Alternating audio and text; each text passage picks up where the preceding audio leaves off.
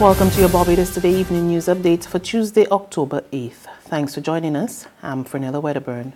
Some public service vehicle operators parked their vehicles in protest of the controversial 5-minute rule, insisting it was a drain on their bottom line.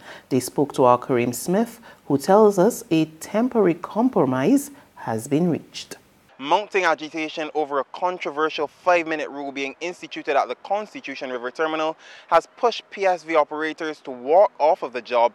Yet again, they're demanding urgent answers from government and law enforcement, who they say to this point have only shown them disrespect. The Wildcat strike left dozens of commuters stranded in the Constitution River Terminal, though it was not observed by all of their colleagues. According to reports, the action occurred just after 11 when Smiley, a PSV operator, was asked to leave the terminal for challenging the rule. Van had in 3 people, 3 adults and a school. I tell them I can't leave with 4 people. I was here since 9 o'clock. So they proceed. They say if I can't leave with 4 people, they got to offload the van, they got to leave empty.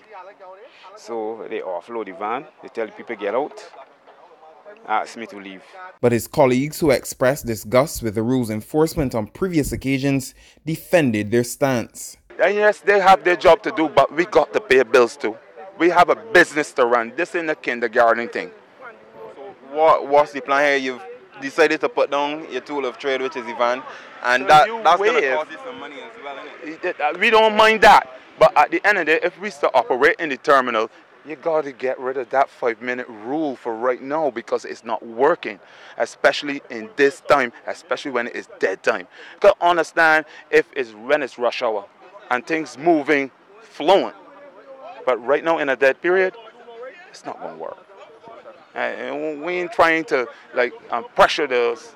You understand? We understand the rules of the terminal. We're trying to follow the rules of the terminal, but everything's still going against us. The strike resulted in long lines at the van stand and another line of commuters exiting to find alternative forms of transportation, many of them confused and holding varying opinions on the strike. I came back down here from the court and none of the vans are running. And now maybe to get me here doing, they have an appointment.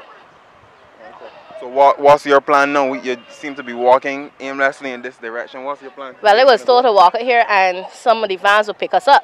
I am not sure what's going on. I ain't really too sure know what's going on with that. But as I said, as a customer, it's madness.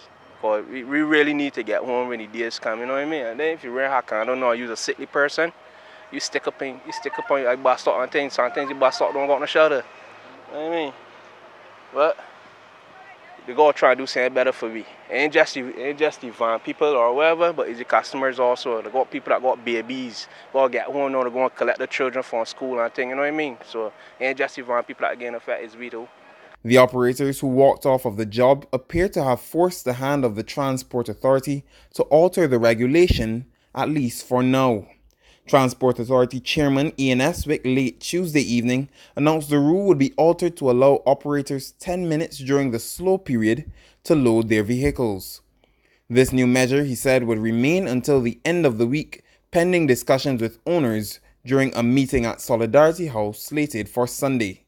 However, it is unclear up to this point how the agitated operators will respond.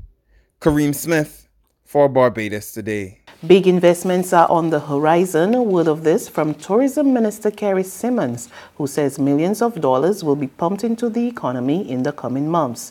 In fact, he pointed out that there have been several expressions of interest in the tourism sector this year, one of which could amount to over $400 million. Simmons made the comments while introducing the Barbados Tourism Product Authority Amendment Bill in Parliament today.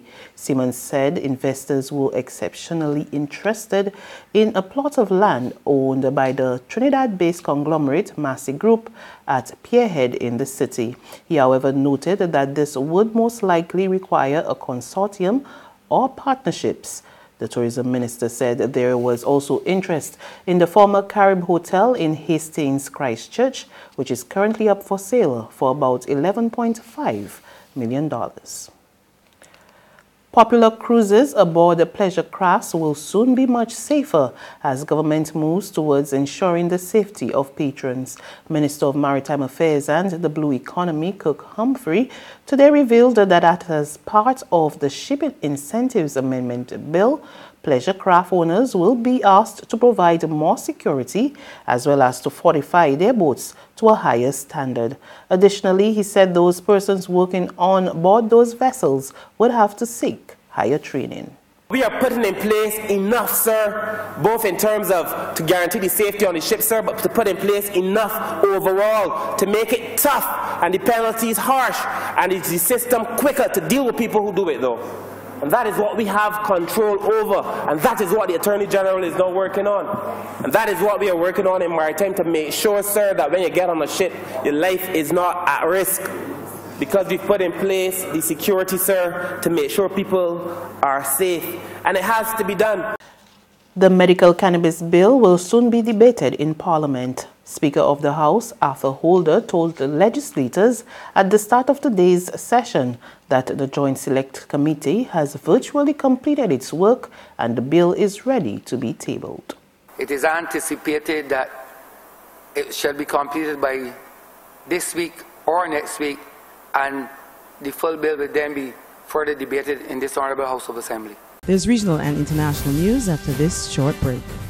It's Festive Friday at the Bridgetown Night Market at Pelican Craft Center. Kick off the weekend this Friday from 4 p.m. to midnight with loads of food, drinks, and entertainment. Get ready for Crop Over with the Rhythm Root Street Parade. Party like it's Kadooman Day on the street around Pelican Village with costume reveler, music, and more. It's Festive Friday. It's Festive Friday at the Bridgetown Night Market at Pelican Village Center from 4 p.m. to midnight. Admission free.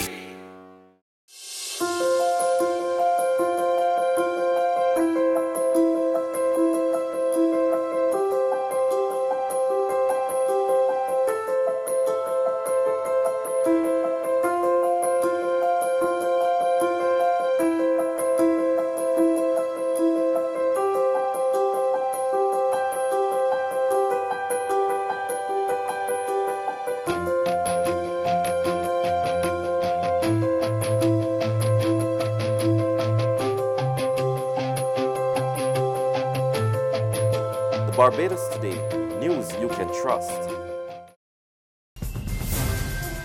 To regional happenings, the hug shared between former Dallas policewoman Amber Geiger and Brant Jean, the brother of Bertram Jean, whom she murdered in September last year, has gripped the world.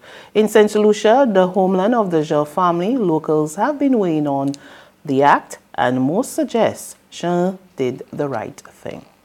Well, different people do different things differently, but forgiveness is necessary because God can forgive us. We've done so much to Him, and He forgives us for all, in spite of all what we did. So if He feels in His heart that He can forgive the girl for what she did, then it's all right. That's all right. Others say the act was motivated by firm religious beliefs. I think he's a good example. He said something there that people need to follow. Well, what we need now is to forgive one another, in spite of what people may do to us. We have a Jesus who came to be an example to us.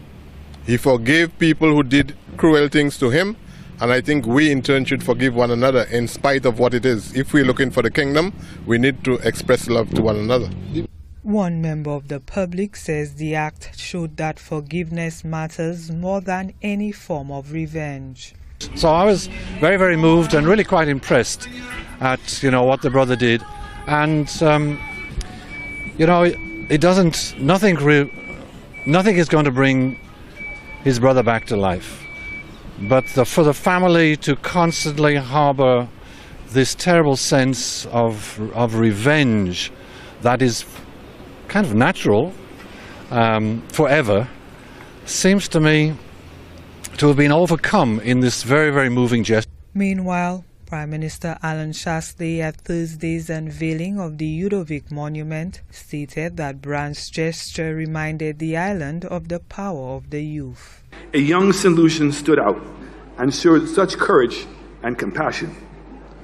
With one hug, young branch and impacted the world. On the international scene, the European Union accused Britain of playing a stupid blame game over Brexit today after a Downing Street source said a deal was essentially impossible because German Chancellor Angela Merkel had made unacceptable demands. More in this report from Reuters Television.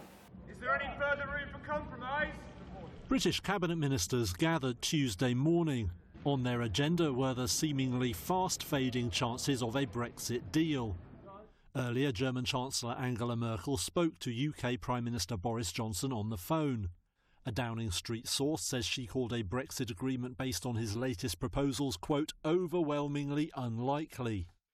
She reportedly said any deal must see Northern Ireland stay in the EU customs union. That is something the latest UK proposals rule out.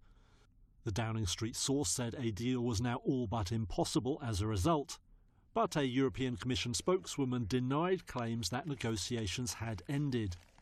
Technical talks are continuing today, so I don't see how talks could have actually been broken down if they are happening today. The UK's opposition Labour Party said the Downing Street briefings were an attempt to sabotage any deal. European Council Chief Donald Tusk also saw an attempt to scapegoat Brussels. In a tweet, he told Johnson that what's at stake is not winning some stupid blame game.